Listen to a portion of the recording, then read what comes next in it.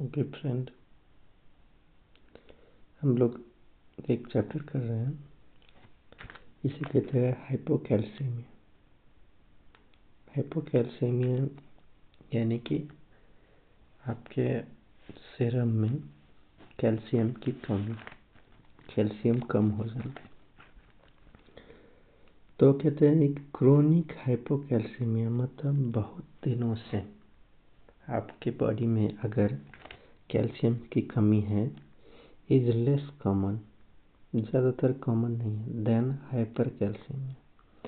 माने hyper calcaemia ज़्यादा होता है लोगों में कैल्शियम लो होने के comparatively, and is usually symptomatic, and usually it's a symptomatic, it will cause symptom.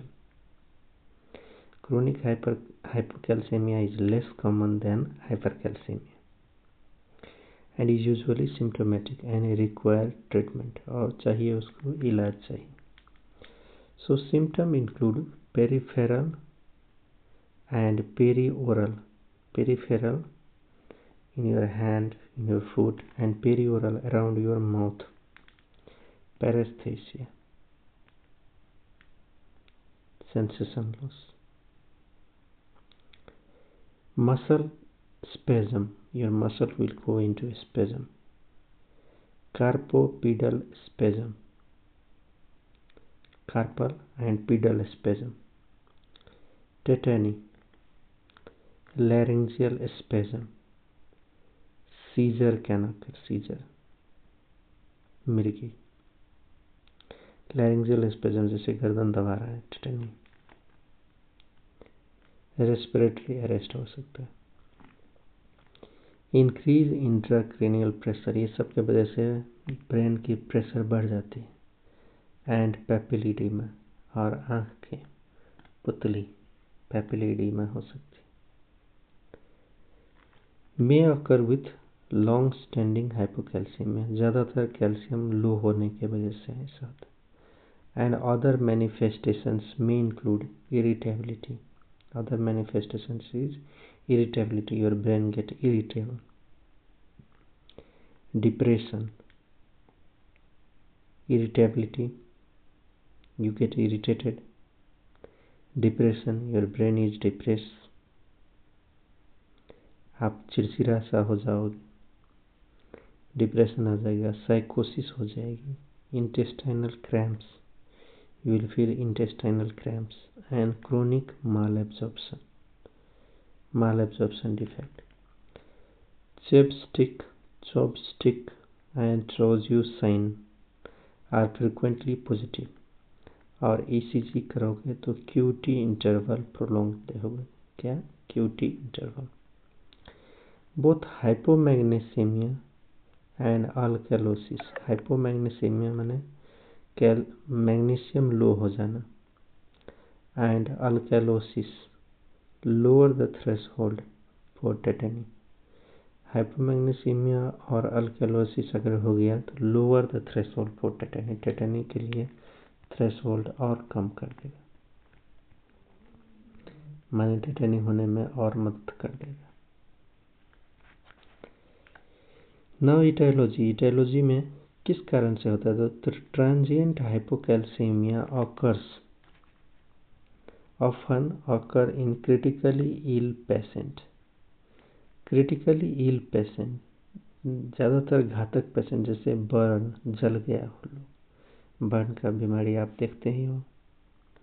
Sepsis हो गया किसी को, एंड एक्यूट रीनल फेल्यूर, किसी बंदे का किडनी फेल हो गया है, जल गया है, सेप्सिस में गया है, ऐसे केसों में ये होता है। सेप्सिस में होता है इसलिए बच्चे सब में चेक करते हैं। फॉलोइंग ट्रांसफ्यूजन विथ साइट्रेटेड ब्लड, अगर किसी को साइट्रेटेड ब्लड चढ़ा दिया तब भी, और विथ मेडिकेशन सच है जैसे कि प्रोटामाइन एंड हिपेरिन, प्रोटामाइन और हिपेरिन के वजह से भी कैल्शियम लो होता है। हाइपोअल्बुमिनेमिया, अल्बुमिन क्या होगा? एकदम लो हो जाना। Can reduce serum calcium below normal, normal से कम। Although ionized calcium, although ionized calcium level remains normal, फिर भी सीरम कैल्शियम लो होने पर भी आयनाइज्ड कैल्शियम नॉर्मल ही रहते। The above mentioned correction, hypercalcemia, can be used to assess whether serum calcium concentration is abnormal when serum protein are low. Can be used to assess whether serum calcium concentration is abnormal. Can be used to assess whether serum calcium concentration is abnormal when serum protein are low. Can be used to assess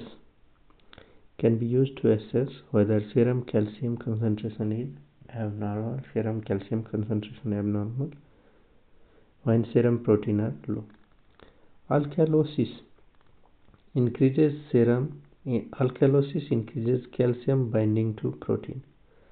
Alkalosis increases calcium binding to protein. Alkalosis अगर हो गया तो increase करता है calcium bonding to protein, and in this setting direct measurement of ionized calcium should be used.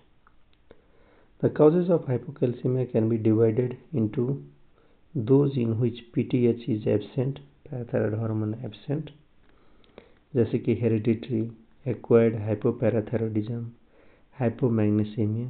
PTH is ineffective, parathyroid hormone है लेकिन ineffective, chronic renal failure, vitamin D deficiency, anticonvulsant therapy, intestinal malabsorption, pseudohypoparathyroidism, और PTH is overwhelm, severe acute hyperphosphatemia in tumour lysis, acute renal failure और rhabdomyolysis, hungry bone syndrome following parathyroidectomy. So the most common form of chronic severe hypocalcemia are autoimmune hypoparathyroidism and postoperative hypoparathyroidism, operation के बाद following neck surgery. So chronic renal insufficiency is associated with mild hypocalcemia, calcium low होना, compensated for by secondary hyperparathyroidism. The cause of hypocalcemia associated with acute pancreatitis is unclear. Now the final slide, how you will treat the patient hypocalcemia. So symptomatic hypocalcemia, those who will have symptom may be treated with IV calcium gluconate, bolus of 1 to 2 gram IV over 10 to 20 minute, 10 से 20 minute लगा के 1 to 2 gram IV, followed by infusion, उसके बाद में infusion 10 ampoule of 10% calcium gluconate diluted in 1 litre dextrose water, 1 litre का dextrose water में 10% calcium gluconate 10 ampoule रख के इन्फ्यूज्ड एट 30 to 100 ml पर आवर, 30 से 100 ml प्रति घंटा से देंगे। Management of chronic hypocalcaemia require high oral calcium intake, usually with vitamin D supplementation. Hypoparathyroidism require administration of calcium 1 to 3 gram per day, calcium देंगे 1 to 3 gram per day. Calcitriol 0.25 to 1 microgram per day, adjusted according to serum calcium level and urinary excretion.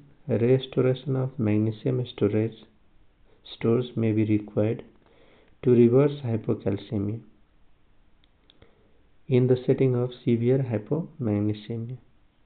PTH 1 to 84 NAT-PARA has been approved for the treatment of refractory hypoparathyroidism, representing an important advances in the treatment of these patients. Thank you.